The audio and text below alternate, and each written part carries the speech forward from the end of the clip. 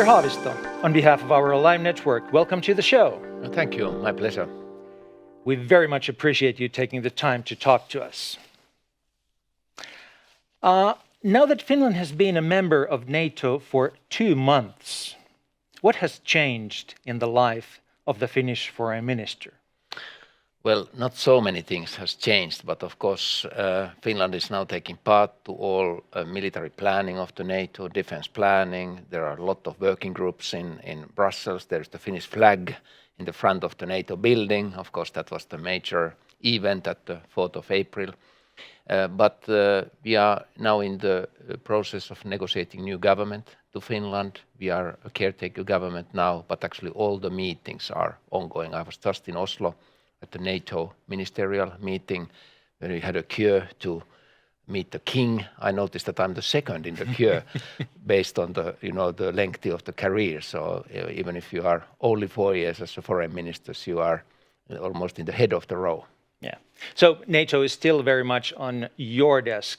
It's not doesn't work so that you hand it over to the defense ministry once we're members. No, it's on the foreign minister's desk in many occasions, and actually it's also very close cooperation between the foreign ministry and Ministry of Defense on many issues.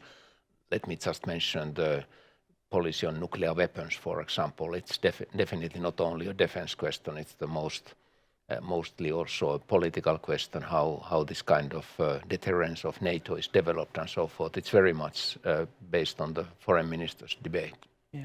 You mentioned the Nordic region and meetings there. Here in Finland, we're still waiting for Finland to join NATO and, of course, hope that will happen soon.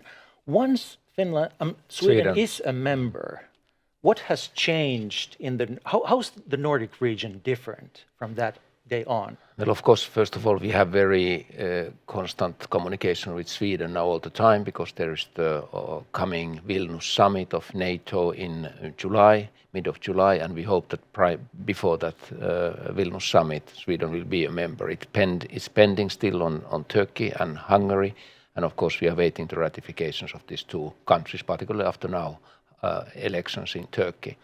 But what will change in NATO and what will change in our defense, of course, is that when you look at the map, it's very difficult to imagine the defense of the Baltic Sea or Nordic countries without Sweden.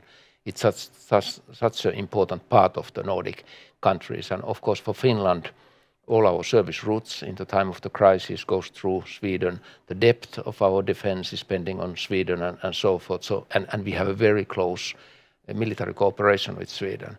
So if it so happens that Sweden is not a member of NATO, we are a little bit isolated from the other NATO countries. How do you think the world's perception on the Nordics will change, or will it in any way? Are we more of a united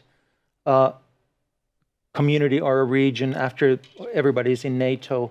Of course, in business, we're always treated as the Nordics. Yeah. But still, does that change in any way? Well, it has changed actually in many ways. First of all, speaking about the European Union a little bit, Denmark dropped last spring its reservations on the European Union defense and security issues. So Denmark is closer to EU also on those issues. I was in Norway and they said that there's again a new debate on the possible EU membership in Norway because they noticed that so many things are done actually on sanctions on Russia or the defense packages, European military support towards Ukraine done also in the EU context.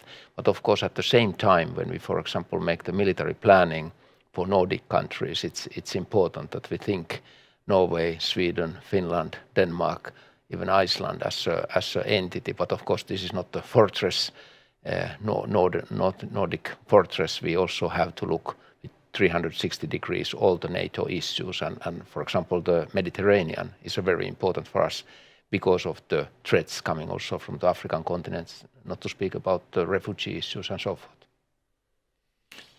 forth. Something that interests everyone within at least the business community, international business community, is country risk attached to Finland. And I apologize for a little complicated question, but I'm sort of interested to hear your thoughts on the country risk attached to Finland, before Russia attacked Ukraine? How was it before that? And then during this intermediate period when Russia had attacked and we were not a member of NATO yet, and now that we are a member, how have you seen the idea of country risk attached to Finland change during these 3 periods?